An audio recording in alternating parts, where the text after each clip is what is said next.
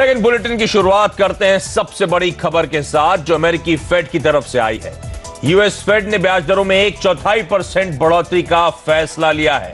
साथ ही आगे भी दरें बढ़ाने की बात कही है। अब इस खबर का ग्लोबल, एशियाई और घरेलू मार्केट्स में किस तरह का असर पड़ेगा, इस पर डिटेल में चर्चा करने के लिए हमारे साथ एक बड़ा पैनल जुड़ता हुआ हमारे सीनियर एडिटर नीरज वाजपेयी, जिनसे समझेंगे फेड ने दरअसल क्या कहा और ग्लोबल मार्केट्स का किस तरह का रिएक्शन था।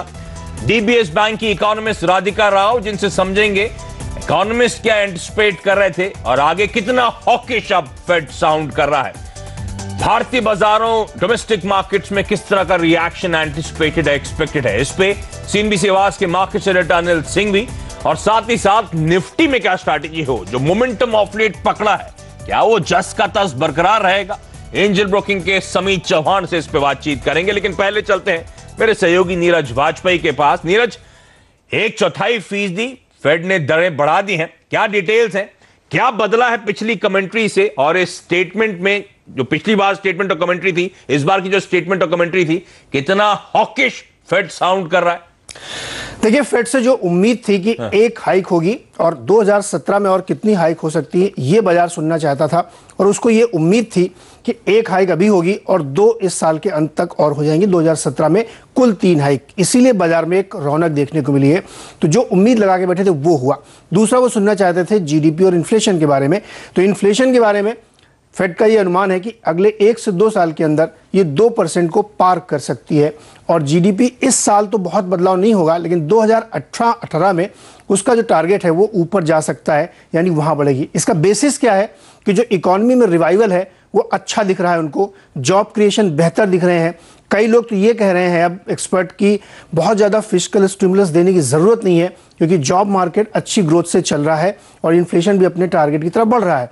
तो बाजार की जो उम्मीद थी बिल्कुल वैसी ही पॉलिसी आई है। कोई सरप्राइज नहीं दिया जेनेट येलन ने, जिससे कि बहुत ज़्यादा लोग परेशान होते। इसलिए बाजार में आप बहुत बड़ी कोई अप स्विंग या कोई बहुत डाउन स्विंग नहीं देख रहे हैं। आप 2 दिन से जो कंसोलिडेट कर रहा था बाजार, उसके बाद उसने एक नेचुरल वे में लिया। दूसरी बात आप यहाँ ध्यान रखिए कि जेनेट येलन ने एक बहुत खास बात कही कि जो तमाम पॉकेट्स हैं पूरे यूएस के, उसमें कहीं कोई एक एबनॉर्मल एक्टिविटी देखने को नहीं मिल रही है। जो सरकार मूव्स अभी तक जो उन्होंने लिए हैं वो भी राइट डायरेक्शन की तरफ जा रहे हैं। तो इसलिए बाजार को ये पॉलिसी पसंद आई, इसलिए तेजी रही। आइए उन्हीं के मुझे सुनते हैं कि जेनेट येलन ने अपने शब्दों में कैसे कहा इसे। The Federal Open Market Committee decided to raise the target range for the federal funds rate by 1/4 percentage point, bringing it to 3/4 to 1%. Our decision to make another gradual reduction in the amount of policy accommodation reflects the economy's continued progress toward the employment and price stability objectives assigned to us by law. तो एक rate hike कहा जा रहा था, already baked in है, already priced इन है, और fade ने जो एक्सपेक्टेशंस थी उसमें एकदम एग्जैक्टली परफेक्टली फिट होता हुआ नजर आया। इनफैक्ट एक बैलेंसिंग एक्ट था। कल अगर आप जेनेट येलन की स्पीच सुनते तो उन्होंने ये इंडिकेशंस दिए कि दरों में बढ़ोतरी आगे होगी, लेकिन उसको बैलेंस करा ये कहते हुए कि अभी भी फेड लेकिन डेटा डिपेंडेंट रहने वाला है। तो बाजार में जो डर था कई लोगों की शायद बहुत हॉकिश फेड साउंड करेगा, लकीली ऐसा हुआ नहीं है। तो एक बैलेंसिंग एक्ट था, ये अच्छी बात। एसजीएक्स निफ्टी आपकी स्क्रीन पे आना चाहिए, और गुरुवार की सुबह अच्छी ओपनिंग होने वाली है। 2 बड़े इवेंट्स थे इस महीने के लिए, एक तो इलेक्शंस का आउटकम राज्यों के, और दूसरा ये फेड मीट, और ये भी बाजार पॉजिटिव ले रहा है। 3/4% से ज्यादा का उछाल पिछले कुछ दिनों के वेट एंड वॉच, इनफैक्ट कल के वेट एंड वॉच के बाद कहना चाहिए, अच्छी तेजी की एक्सपेक्टेशंस। अच्छा, चलिए राधिका राव भी अब मेरे साथ जुड़ती हूँ। Radhika, high, good morning. किस तरह आप देख रही हैं इस आउटकम को? एज एन इकोनॉमिस्ट आप क्या प्राइसिंग कर रही हैं? इस बार फेड कितने मूव्स दिखा सकता है? क्या जो वाइडली एंटिसिपेटेड 2 और रेट हाइक्स वही होने वाली हैं? और ये कल के फैसले को उभरते बाजार यानी कि इमर्जिंग मार्केट्स कैसे लेंगे ma'am? Hi, good morning. I think जो ओवरनाइट हुआ है वो तो जैसे आपके कलीग ने कहा लास्ट डे एक्सपेक्टेड था। आई थिंक ये एक मार्केट चल के दे रहे हैं कि शायद वो डॉट प्लॉट जो रहता है यूएस का वो बढ़ेगा, लेकिन उसमें भी कोई चेंज नहीं हुआ। उनके next of the year projection में भी कोई चेंज नहीं हुआ। तो हमारे जो यूएस इकोनॉमिस्ट हैं वो सोचते हैं कि इनफैक्ट फेड का मानना है कि 3 हाइक होंगे इस साल, लेकिन हमारा मानना है, टीम का मानना है कि 4 होंगे इस साल। दैट मीन्स थोड़े और अग्रेसिव जो फेड एक्सपेक्ट कर रहे हैं उससे। तो इसका क्यों ऐसा होगा? प्राइमरली बिकॉज हमें लगता है अभी तो कोई फिस्कल पॉलिसी हुआ भी नहीं है, वो एक्स्ट्रा जो बोल रहे हैं प्रेसिडेंट उनका भी वो पक्का नहीं हुआ है।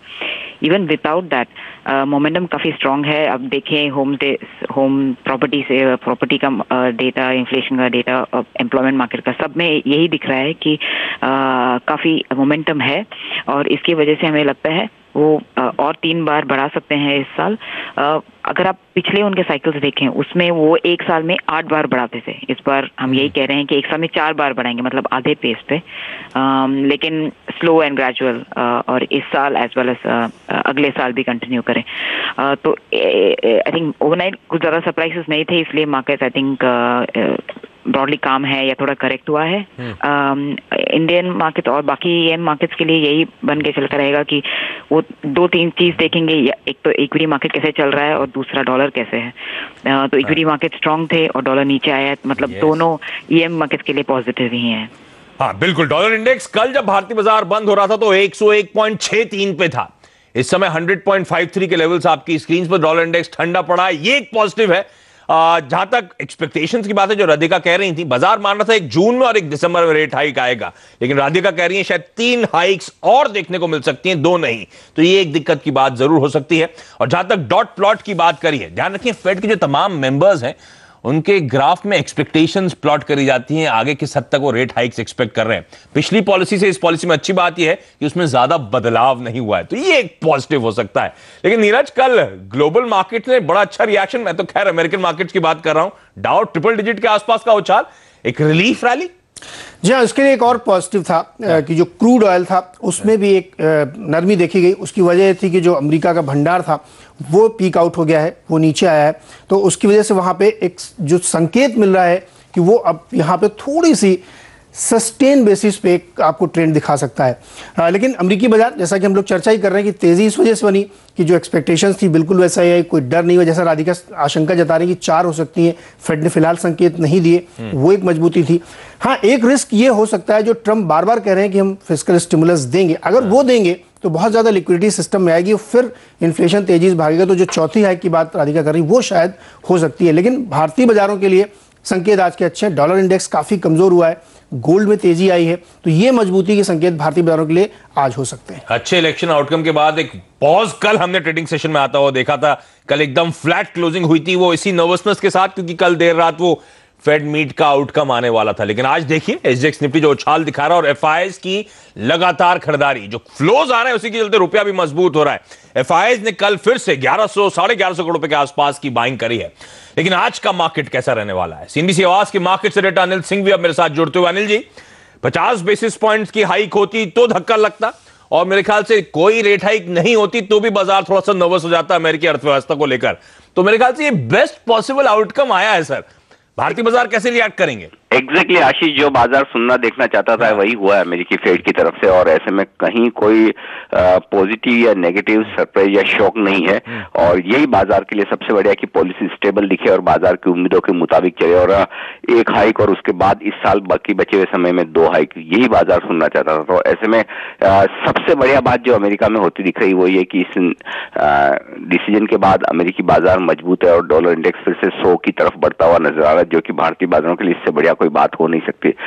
सबसे बढ़िया इस वक्त जो मुझे भारतीय बाजारों के लिए नजर आ रहा है वो ये कि अब अगले 3 हफ्ते आपके लिए मैदान एकदम खुला है, कहीं कोई रिस्क नहीं। अब कोई एक भी ऐसा फैक्टर सामने नजर नहीं आता जब तक कि रिजल्ट सीजन शुरू ना हो, जिसकी वजह से अब हमें चिंता करनी है। तो अब सिर्फ और सिर्फ फ्लोज पर नजर आएगी और डॉलर इंडेक्स पर नजर आएगी, जो कि बहुत कंफर्टेबल है। और फ्लोज में देखिए आशीष, कल घरेलू फंड्स भी खरीदते हुए नजर आ रहे हैं, उन्होंने बिकवाली थाम ली है और एफआई स्टॉक खरीदारी के मूड में आ ही चुके। तो ऐसे में कोई वजह नहीं कि हम 9200 की तरफ न बढ़े आज। तो पहला तो 9125 का टारगेट, और शायद खुलते ही हम एक नया हाई आज फिर से बढ़ाए, और उसके बाद 9200 की तरफ बढ़ता हुआ नजर आएगा। हाँ, थोड़ा सा 9200 के आसपास मुनाफा वसूली आ सकती है, रुक सकता है, लेकिन उसके बाहर निकलने के बाद तेजी और बनेगी। तो आज डे ट्रेडर्स को स्टॉप लॉस रखना चाहिए 9050 का, और बहुत गैप से खुल जाए तो फिर 9100 के स्टॉप लॉस से भी काम चल जाएगा। और ऊपरी स्तरों पर आप 9050 9,125 और 9,200 ये दो लक्ष्य रखे हैं। बैंक निफ्टी भी काफी मजबूत दिख रहा है और मुझे लगता है बैंक निफ्टी में भी 21,050 के स्टॉप लॉस के साथ खरीदारी का एक मौका बनता है। यहाँ भी अच्छी तेजी बन सकती है और 21,250 और उसके बाद 21,400 ये दो लक्ष्य बैंक निफ्टी के लिए हो सकते हैं। मिड कैप स्मॉल कैप शेयरों में भी एक्शन बरकरार रहेगा, तो मैं चौतरफा खरीदारी की उम्मीद कर रहा हूँ और अगर मुझे आश्चर्य नहीं होगा अगर आज 9,200 स्क्रीन पर दिख जाए। तो खरीदारी करने के मौके ढूंढने 9200 तक के लक्ष्य के लिए आप निफ्टी पे अप्रोच करें। इनफैक्ट बैंक निफ्टी जहां पे आउट परफॉर्मेंस कंटिन्यू होता हुआ वहां पे भी खरीदारी करने के आपको मौके ढूंढने चाहिए। चलिए बाजार पे एक और एक्सपर्ट एंजल ब्रोकिंग के समीत चौहान अब मेरे साथ जुड़ते हुए। समीत, चार्ट्स की रीडिंग क्या कहती है? ये मोमेंटम जो इंडियन मार्केट्स ने ऑफ लेट पकड़ा है ये इंटैक्ट रहने वाला है क्या? निफ्टी पे इवेंचुअल टारगेट्स क्या होंगे? गुड मॉर्निंग आशीष। देखिए लास्ट 2-2.5 महीने से यही हमारी सलाह रही है कि कोई भी डिप में आपको बाइंग अपॉर्चुनिटी देखनी है। भले मार्केट्स ओवरबॉट टेरिटरी में है बट ऐसे जब स्ट्रॉन्ग बुल रन होता है तब आपको ये ओवरबॉट टेरिटरी के रूल्स थोड़े अवॉइड करने होते हैं और डायरेक्शनली हर एक डिप में बाइंग करनी होती है। और अगर हमने देखे ट्यूसडे को एक मेजर लेवल साइकोलॉजिकल लेवल 9,000 और ऑल टाइम हाईज अपने ऑल टाइम हाईज एक ब्रेकअवे गैप से टूटे हुए, तो ये पॉजिटिव डेवलपमेंट माना जाता है। तो हमें नहीं लगता बहुत जल्दी अभी ये गैप फिल हो जाएगा।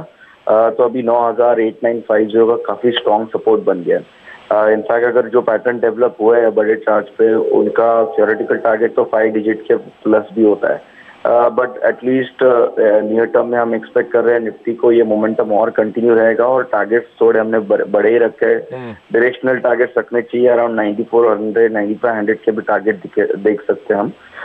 8950 का क्लोजिंग बेसिस स्टॉप लॉस होना चाहिए, बट अगर आज गैप अप होता है 9120 के ऊपर तो हमें लगता है कल के लो के नीचे ही स्टॉप लॉस रखना चाहिए जो 9050 का होगा और टारगेट आने वाले कुछ वीक्स में 9400 से 9500 के होंगे। और मुझे याद है समित लगातार बुलिश थे जब मार्केट गिर रहा था, कंसोलिडेट हो रहा था, खरीदारी करने की सलाह दे रहे थे और अब देखिए खरीदारी करें और इवेंचुअली 9400 से 9500 तक के लक्ष्य के लिए आप अप्रोच करें तो तैयार हो जाइए।